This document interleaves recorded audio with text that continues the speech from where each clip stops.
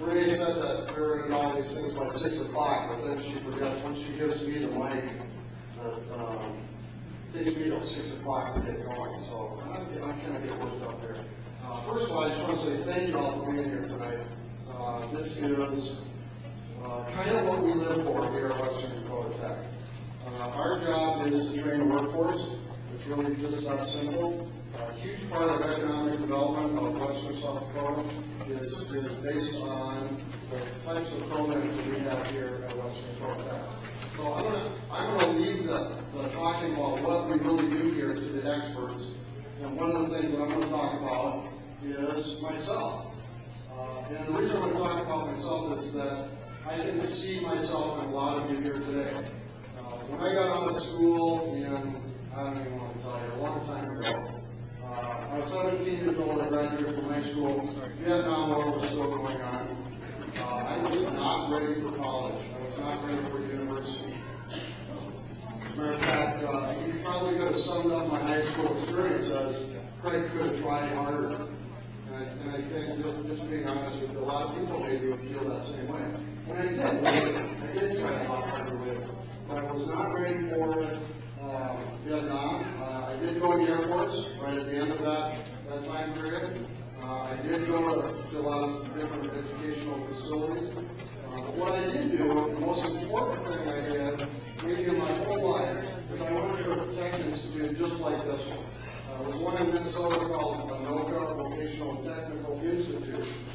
At the time, I was a 17-year-old, skinny, shy farm boy, living at home, and my dad wanted me to stay at home and milk cows. And I didn't really know what to do, but I didn't want to go to Vietnam, and I wasn't ready for university. So I kind of got talked into going to a school like this. And my dad was a tool and die maker. I wanted to be as far opposite of my dad as I could be. So I became a mold maker, just about as close as you could possibly be to a tool and die maker. But, you know, me being a radical teenage boy, I thought I was really doing something different. I kind of went kicking and screaming to tech institute like this. Didn't really know what I wanted to do, but it was the best thing I could have ever done. At that time, I'll tell you a little bit about myself. Gas was about a quarter a gallon during the gas wars, about 29 cents when it wasn't a gas war. Beer was 3 cases for $9.99, and cigarettes were 35 cents a pack. So you kind of tell where my priorities were back then. And so I did go to a tech institute just like this. After 1 year of school, minimum wage was $1.65. It went from $1.65 to $3.65 an hour. I could not spend that much money. Bought a new car, lots of other things, bought a lot of 8-track cassette tapes. Could not spend the money.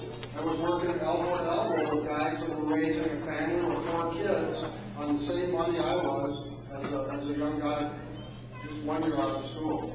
I did go back and I did finish my second year. Later on, I did end up going in the Air Force. I got out of the Air Force. I used that GI Bill and I went to school at the University of Minnesota. I've been working in machine shops, so I have about between 10 and 15 years of blue collar, machinist, and inspector of blue collar jobs. I went back to school at the University of Minnesota. I thought I would be an engineer because I was working with all these manufacturing engineers in the factory. Somewhere along the way, when you get a college degree, you have to take all these other distribution requirements, these other classes. So along the way for me, I found out that the girls in the psychology classes were more interesting than the guys in the engineering classes. And I ended up getting a degree in psychology. And kept working the whole time. I kept working the whole time I've been in school, out of high school, I was working full time. I just graduated last July with my doctorate from the University of South Dakota. And 4 days later, I was offered the job as president of Western Dakota Tech Institute. I owe all of my success in life, both educationally and in the workforce, to a tech institute just like this one. You know, there's another school in the state that says you can go anywhere from here or from there. And it's kind of true. Only about 40% of their graduates stay in South Dakota. 90%, between 80 and 90% of graduates of Western Dakota Tech have a job in their field within 6 months and stay in South Dakota. This really is kind of where the rubber hits the road in economic development and in jump-starting careers. So you really can do anything you want. You can go to school here, become a welder. And if sometime you thought maybe you didn't want to be more than a welder, keep going to school. Use that welding job and work your way through law school, or whatever you want to do. So you have a lot of exciting adventures ahead of you in your life. It all depends on a couple things.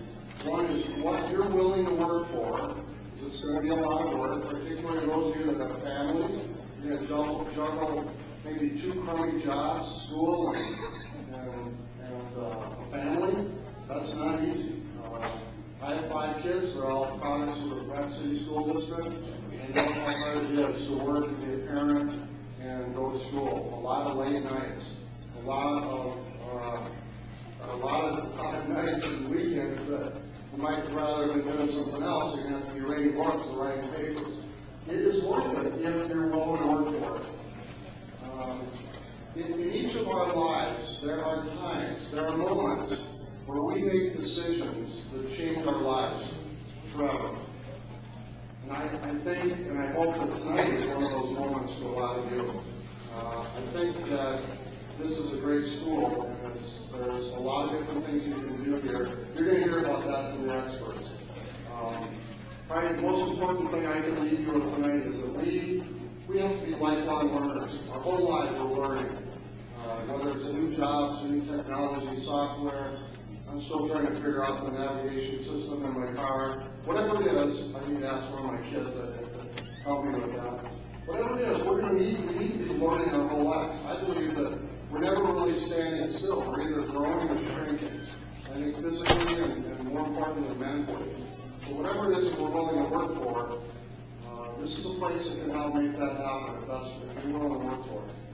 Pretty exciting. There are a lot of things going on, a lot of site plans where we're going to be building some new buildings, a lot of new programs. These are some kind of chaotic economic times in this country. I think out of chaos, oftentimes good things come out of chaos. I think that we're maybe readjusting our values in our society a little bit about what's important. And I think that you'll find that the jobs that you can get trained in here are the types of things that are important, that will have the jobs in the future. In each of our lives, there's some kind of event, some moments where we change our lives. Hopefully that's something that you'll all be experiencing tonight. I'm going to leave you now for the experts that have all the answers to your questions. I'm very impressed with the crowd tonight. Hopefully you'll enjoy Qdoba. You've got a lot of experts, faculty members around the room. They'll be available along with all the other recruiters, financial aid, academic services. This is great. Take advantage of the people that are here tonight. And thanks again for being here. Good luck. I really need to print something out.